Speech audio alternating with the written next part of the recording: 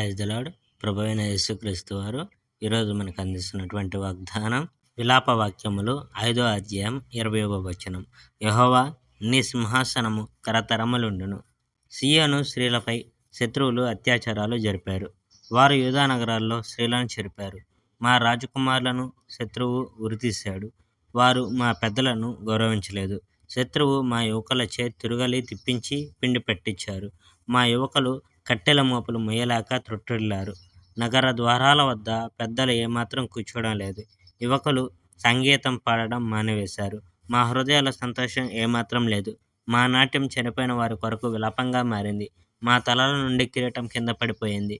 మేము పాపం చేయడం మూలంగా మాకు 2 పరిణామాలు వచ్చాయి.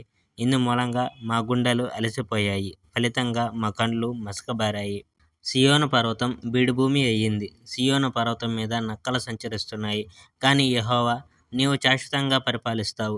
నీ రాచరిక సింహాసనం కలకాలం అలా నిలిచి ఉంటుంది. యెహోవా, నీవు మమ్మల్ని శాశ్వతంగా మర్చిపోయినట్లున్నావు. నీవు మమ్మల్ని ఇంత దీర్ఘకాలం వదిలి వెళ్ళవు. యెహోవా, మమ్మల్ని నీ వద్దకు చేర్చుకో.